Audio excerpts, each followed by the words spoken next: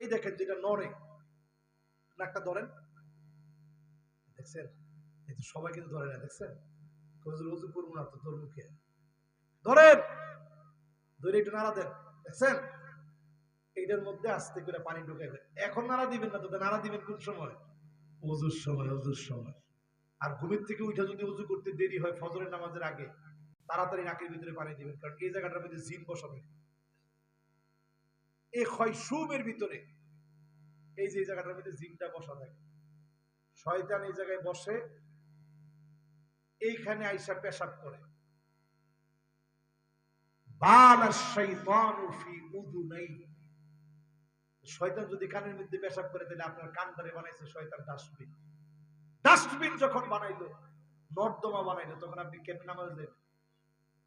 এই জন্য যখনই উঠবেন, ওযু করতে একটু দেরি হচ্ছে, তাড়াতাড়ি নাকের ভিতরে পানি দেন। রাসূল নিজে হাদিসের মধ্যে শিখিয়েছে। তাহলে শয়তান আর আপনার সাথে চান্স পাবে না। সুন্দর করে ওযুটা বানান, নামাজটা পড়েন। ইয়ারাহা হাক্কান লিল্লাহি আলাইহি, শুধু আল্লাহকে দেখানোর জন্য নামাজ পড়বেন, কারোর জন্য নামাজ না। কপালের মধ্যে কর ফালানোর জন্য নামাজ না। লোকে নামাজি বলবে জন্য নামাজ না। দেখাবেন কারে? কিন্তু আমরা কি করি? নামাজের মধ্যে দাঁড়ায়, নামাজের মধ্যে দাঁড়ায় হাই তুলি, শয়তান হাইটা দেয় তখন। এইরকম অলসতা নিয়ে দাঁড়ায় নামাজের মধ্যে, নামাজের মধ্যে দাঁড়ায়, নামাজের মধ্যে দাঁড়ায়। এরপরে নতুন একটা শয়তানের ওয়াসওয়াসা ইদানিং চলে বেশি। সামনে দেখবেন আয়না থাকে, সুন্দর আয়না ফিট করে রাখছেন, ঘরের ভিতরে নামাজে দাঁড়াইছেন, আল্লাহু আকবার, আয়নার ভিতরে তাকায় রয়েছেন, কিন্তু সুন্দর তো দেখা যায় না। হায়রে একটা নামাজি আমি। আর এখন শোকেসের ভিতরে আবার আয়না ফিট করছে। আয়নার সামনে দাঁড়াই না, কিন্তু শোকেসের সামনে দাঁড়াইছে, কি করব? ছবি তো দেখা যাচ্ছে।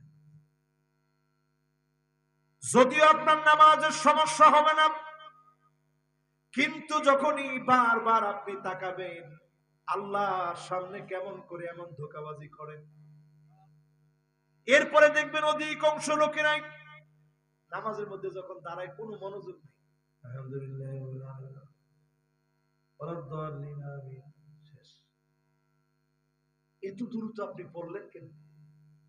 এক একটা আয়াত যখন আপনি তেলাওয়াত করবেন, খেয়াল করে করে পড়বেন, আর মনে মনে বুঝবেন প্রত্যেকটা আয়াতে আয়াতে যিনি জবাব দিচ্ছেন তিনি কে।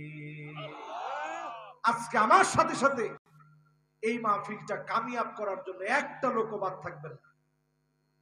মাহফিলে বসে ওয়াজ শুনলেন, সূরা ফাতিহা পড়তে পারেন না, কালকে গিয়ে চিন্তা করবেন কি হুজুরি কইলেই হবে, নামাজ পড়বো কি দিয়ে। এই জন্য মাদ্রাসা করছেন, এই মাদ্রাসার আলেমদেরকে যদি আপনারা গিয়ে ধরতেন যে আমরা সবাই